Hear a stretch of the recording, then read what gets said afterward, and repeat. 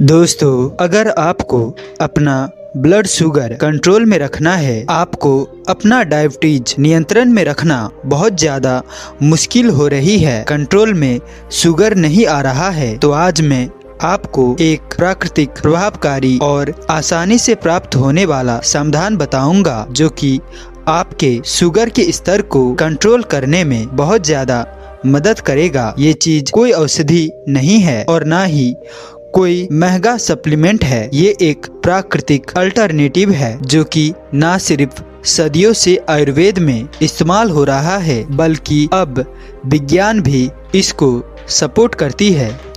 सोचिए कि एक चीज ऐसी है जो कि आप अपने खाने में या फिर अपनी पीने की चीज में थोड़ा सा ऊपर से छिड़क ले या फिर इसकी चाय बनाकर पी ले और ब्लड शुगर पर आपका इसका नोटिसेबल असर हो जाए तो कितना बढ़िया रहेगा। ये चीज जो मैं आपको बताने वाला हूँ दोस्तों, ये कुछ ऐसा ही काम करती है और आपको बिना किसी एक्स्ट्रा एफर्ट के, बिना किसी झंझट के शुगर कंट्रोल में रखने में मदद करती है। तो चलिए बिना किसी देरी के वीडियो को शुरू करते हैं और जानते हैं डायबिटीज के लिए इस बेहद असरदार और बहुत ही आसान सी चीज के बारे में पूरे विस्तार में। तो ये प्राकृतिक रेमेडी आपके ब्लड शुगर स्तर को कंट्रोल करने में बहुत ज्यादा मदद कर सकती है। वो है दोस्तों सिनेमन, यानी कि दालचीनी। जी हाँ, वही दालचीनी जो कि आप तरह तरह की चीजों में, जैसे कि गरम मसाले के रूप में डालते हैं अपनी सब्जियों में। लेकिन ये सिर्फ एक मसाला ही नहीं है, बल्कि आयुर्वेदिक दवा है जो कि शुगर को कंट्रोल करने में बहुत मदद करती है। रिसर्च बताती है कि दालचीनी इंसुलिन की सेंसिटिविटी को इम्प्रूव करती है, मतलब इंसुलिन जो आपके सेल्स के अंदर ग्लूकोज को एब्जॉर्ब करने में मदद करता है, ये आपके उसके काम को और आसान बना देती है और आपकी शरीर को ग्लूकोज को बेहतर तरीके से यूज करने में मदद करती है। इसके अलावा ये पीपी यानी कि खाना खाने के बाद वाली और फास्टिंग यानी खाली पेट वाली ब्लड शुगर को कंट्रोल करने में भी बहुत ज़्यादा मददगार होती है। स्टडी ये दिखाती है कि अगर आप नियमित रूप से 1 से 6 ग्राम तक सिनेमन यानी कि दालचीनी रोजाना इस्तेमाल करते हैं तो ये आपकी फास्टिंग ब्लड शुगर लेवल को ये नोटिसेबल तरीके से कंट्रोल में रख सकती है। दरअसल दालचीनी कार्बोहाइड्रेट के ब्रेकडाउन्स को स्लो कर देती है, जिससे क्या होता है कि खाना खाने के बाद शुगर धीरे धीरे बढ़ती है और इसे कंट्रोल में रखना हमारी बॉडी के लिए किसी हद तक आसान हो जाता है।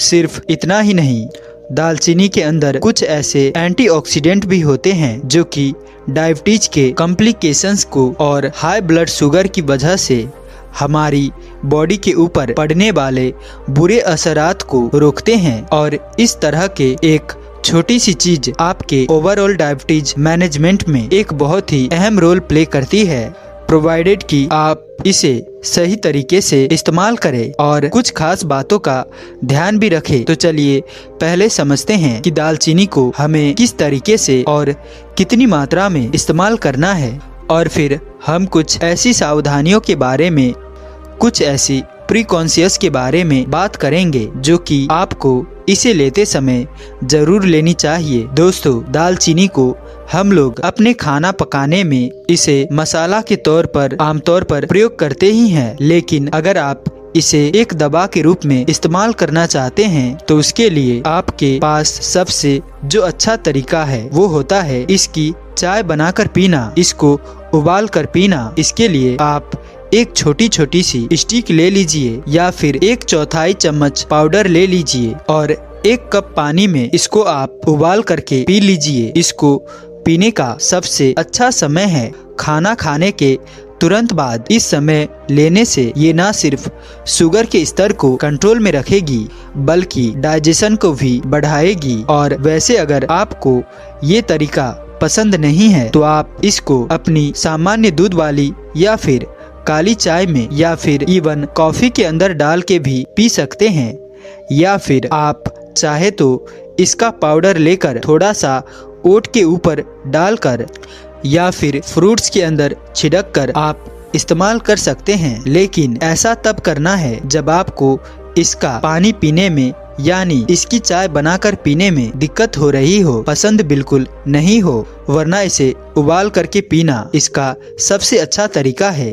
दोस्तों, दालचीनी को इस्तेमाल करना बिल्कुल आसान है, लेकिन एक चीज हमेशा याद रखनी जरूरी है और वो है इसकी डोज यानी इसकी मात्रा। याद रखिएगा, दालचीनी को आपको बहुत ज्यादा मात्रा में कभी भी इस्तेमाल नहीं करना है, बस रोजाना थोड़ी सी मात्रा में, मतलब करीब आधा से 1 टीस्पून दालचीनी लेना है। आपके लिए ये काफी होता है। स्टडी शो करती है कि डायबिटीज के लिए रोजाना 1 से 6 ग्राम दालचीनी तक स्वस्थकर माना जाता है। स्टडी ये भी बताती है कि 7 हफ्तों तक दालचीनी को कॉन्स्टेंटली लेने से ये आपके ब्लड शुगर के साथ साथ और आपके कोलेस्ट्रॉल को भी सिग्निफिकेंटली कम कर सकती है। तो बस अपने रूटीन में जरा सी दालचीनी लेना शुरू कर दीजिए और आप अपने शुगर लेवल्स को धीरे धीरे नेचुरली कंट्रोल में रख पाएंगे। दोस्तों, हर चीज के 2 पहलू होते हैं, एक अच्छा और एक बुरा। हमने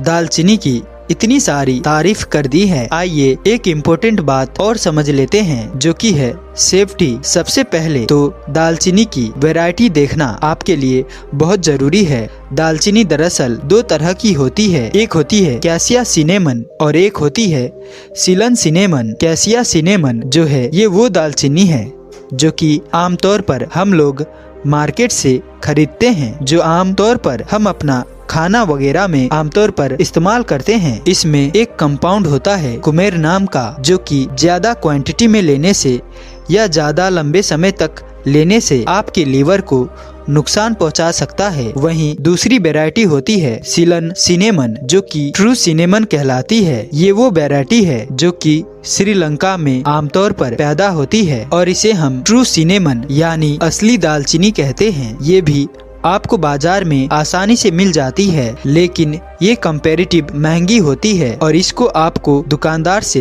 कहकर लेना पड़ेगा या देखकर लेना पड़ेगा, जो कि आप जो ले रहे हैं कि वो सीलम सिनेमन है या कैसिया सिनेमन है। सीलम सिनेमन पर लिखा होगा कि ये श्रीलंकन सिनेमन है, समझ में आ जाएगा कि ये सीलन सिनेमन है। सीलन सिनेमन के अंदर कुमेर की जो क्वांटिटी होती है वो बहुत कम होती है और इसीलिए इसका कोई नुकसान आमतौर पर नहीं पड़ता है। तो नियमित इसका इस्तेमाल करने के लिए मैं सलाह दूंगा कि आप हमेशा सीलन सिनेमन वाली वैरायटी ही ले, यानी सिर्फ श्रीलंकन सिनेमन को ही आप दवा के रूप में इस्तेमाल करें। कैसिया सिनेमन को नियमित उपयोग करने से आप बचे। इसके अलावा ये भी आप याद रखिएगा कि दालचीनी आपकी शुगर की दवाओं का सब्स्टिट्यूट नहीं है। अगर आप डायबिटीज के लिए कोई दवा मेडिसिन पहले से ले रहे हैं तो उसको आप लेना ना छोड़े। आप इसे एक सपोर्ट की तरह इस्तेमाल कर सकते हैं।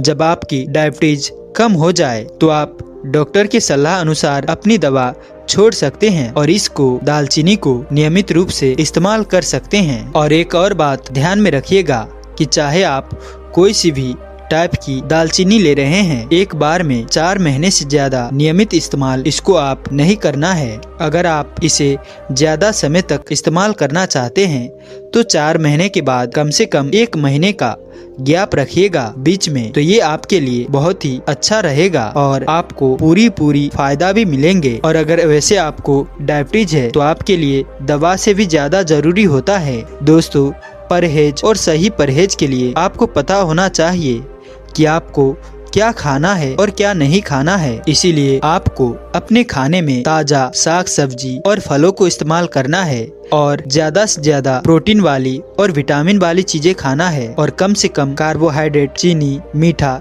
ये सब खाना है और खाना भी आपको कम खाना है। इस तरह से आप अपना डायबिटीज को जल्द ही कम कर सकते हैं, नियंत्रण में रख सकते हैं। दोस्तों, एक दिन राजा एक मौन साधु के पास पहुंचा और बोला, गुरुदेव, मैं पागल हो गया हूँ, मैं मन से हार चुका हूँ, मेरी खुश रहने की हर कोशिश असफल हो चुकी है। वो साधु भेष में गुरुजी ने एक नजर राजा को देखा और वो सब समझ गए दोस्तों, जब तक इंसान मन से परेशान नहीं होता तब तक मन को पूरी तरह जीतने की कोशिश नहीं करता। इसीलिए साधु बाबा मन ही मन मुस्कुराए कि आज एक राजा अपने अंदर बुद्ध को जानने को तैयार है। राजा ने आगे कहा, गुरुदेव, आप मेरी परेशानी समझो। मेरे पास धन दौलत ऐश्वर्य सुख सुविधाओं की कोई कमी नहीं है, लेकिन फिर भी मेरा मन हमेशा अशांत रहता है, चिंता करता है। मुझे बार बार चिड़चिड़ाहट बात बात पर आ जाता है। मैं आपसे आंतरिक शांति का रहस्य समझना चाहता हूँ। साधु बाबा ने गंभीर स्वर में कहा, राजन, उपदेश और दर्शन शास्त्र से इस समस्या का समाधान नहीं हो सकता। समस्या का समाधान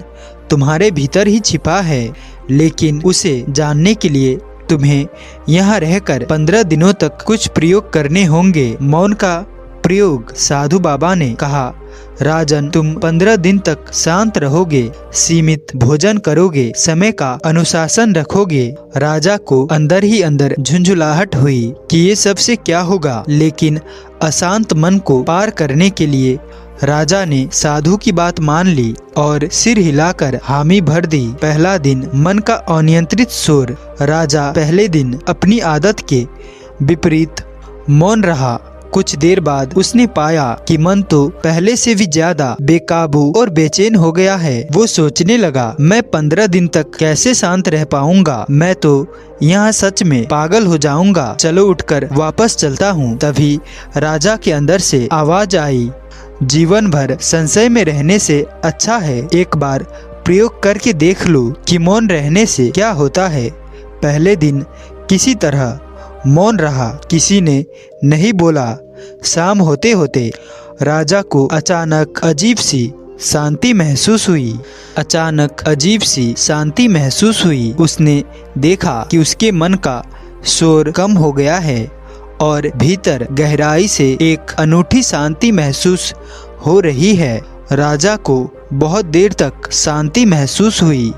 विचारों की आवाज धीमी हो गई थी। इसी शांति में राजा गहरी नींद से सो गया। दूसरा दिन, गहरा आराम। राजा जब अगले दिन उठा तो उसने तरोताजा और हल्का महसूस किया।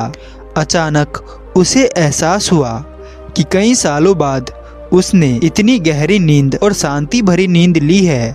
उस पल उसने मन ही मन के शांत होने का आराम महसूस किया। लेकिन थोड़ी देर बाद राजा ने गौर किया कि उसके मन में विचारों की गति फिर से तेज हो गई है। राजा ने आश्चर्य किया कि आखिर ऐसा क्यों है? बिना किसी कारण मेरे मन में फिर से नकारात्मक विचार इतनी तीव्रता से क्यों आ रही है? फिर पूरा दिन खुद को निहारने और जागरूक रहने के बाद राजा को समझ आया कि जब भी मेरा मन कुछ तार्किक होता है, चीजों में, लोगों में अच्छा बुरा देखता है, तब नकारात्मक विचारों की तीव्रता और मन की बेचैनी अपने आप बढ़ जाती है। राजा जीवन में पहली बार मन की आदत के प्रति सतर्क हुआ था। तीसरा दिन, सांसों की शांति। तीसरे दिन राजा ने अनुभव किया कि जब वो अपनी सांसों पर ध्यान देता है तब उसके विचार अपने आप धीमे पड़ने लगते हैं। मन शांत और स्थिर हो जाता है। राजा लंबे समय तक सांसों पर ध्यान नहीं की कोशिश करता रहा। ऐसे करते करते 5वां दिन आ गया। 5वां दिन, इस पल की खुशी। राजा चुपचाप बैठा था। तभी उसने एक तितली को देखा। राजा ने गौर किया कि तितली बहुत सुंदर थी, अद्भुत रंगों से भरी हुई थी। राजा ने नजर उठाकर देखा तो उसे हर फूल, पेड़, पक्षी जो आज से पहले उसके लिए साधारण थे, सब अद्भुत और सुंदर लग रहे थे। ये पहली बार हुआ था जब उसे साधारण चीजों में अद्भुत खुशी महसूस हो रही थी। राजा ने जाना कि इस पल में आने से सुंदरता और शांति अपने आप उपलब्ध हो जाती है। उसे एहसास हुआ कि इंसान को खुश होने के लिए ना महंगे कपड़ों की जरूरत है, ना बड़े महल की, बस उसे इस पल में जीना आना चाहिए। 6वें दिन तक राजा का मन शांत हो चुका था। जब राजा ने खुद से कुएं का पानी ढोकर पिया तब उसे पानी के लिए धन्यवाद महसूस हुआ। उस दिन राजा ने महसूस किया कि महल में कितनी सारी चीजें थी, कितने सारे लोग थे जो उसके लिए समय समय पर काम करते थे, लेकिन कभी उसने उन सेवकों के लिए धन्यवाद महसूस नहीं किया। इतना सोचते ही राजा ने सीने पर हाथ रखा और सबके लिए धन्यवाद महसूस करने लगा। धन्यवाद करते करते पाया कि उसका मन सुंदर भावनाओं से भर गया। उसे सीने में आनंद महसूस हुआ। 10वां दिन गहरी समझ और आदत से दूरी राजा को शांत बैठे अकस्मात ही महसूस हुआ कि ना तो कोई समस्या मुझ में है, ना समस्या मन में है। वास्तव में समस्या तो बस मन की आदतों में है। मुझे बस आदतों को आते जाते देखना है, बस सतर्क रहना है, यही सही मायनों में शांत होना है। उस दिन से राजा ने मन से डरना, मन को कोसना बंद कर दिया। 10वें दिन राजा ने मन को भी दोष देना बंद कर दिया। इसके साथ उसकी दोष की और शिकायत करने की आदत मानो बिल्कुल खत्म हो गई। 11वां दिन आनंद में डूबकी। एक रात राजा खुले आसमान के नीचे लेटा था। तभी उसने देखा कि ब्रह्मांड में अनेक तारे हैं, लेकिन इन तारों से बड़ा खालीपन है। जब उसने तारों के बीच का खालीपन देखा तो उसका मन एकदम खाली हो गया और आंखों में आंसू भर आए। उस दिन राजा ने असली आनंद को जाना, जो ना कभी महल में है, ना किसी और के साथ। आज राजा जान गया था, खाली मन ही असली आनंद का सागर है। अब कई अगले दिनों में राजा बार बार इस खालीपन में आने लगा।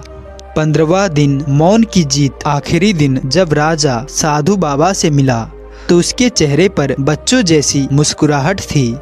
राजा के हाव भाव देखकर साधु बाबा समझ गए कि अब राजा परेशानियों से मुक्त हो चुका है। दोनों एक दूसरे को देखकर खूब खिलखिलाए और हंसे। ना अब राजा को कुछ पूछना था, ना ही अब बताने के लिए साधु बाबा के पास कुछ था। राजा नतमस्तक होकर वापस अपने महल लौट गया। दोस्तों, मौन की यात्रा। अपनी प्रतिक्रियात्मक मन से परेशान हो तो सबसे पहले जरूरत से कम बोलो। ज्यादा बोलने से हमें पता ही नहीं चलता कि हमारे अंदर क्या चल रहा है। वहीं मौन होने पर हम स्वतः मन के प्रतिक्रियात्मक विचारों से जागरूक हो जाते हैं। प्रतिक्रियात्मक देखने से हमें पता चलता है कि हम कितने दोषपूर्ण विचलित मन बन जाते हैं। मन की नकारात्मक बाहर नहीं, बल्कि अपने दोषों के कारण होते हैं। हर चीज को दोष देना, उनमें दोष देखने से मन अशांत हो जाता है। वही समझदार मन पुरानी आदतों से खुद को दूर करता है। अपनी पुरानी आदतों को सतर्क रहकर दूर से देखता है। ऐसा करने से समझदार मन अपने आप ही दोष रहित और शिकायत से खाली हो जाता है।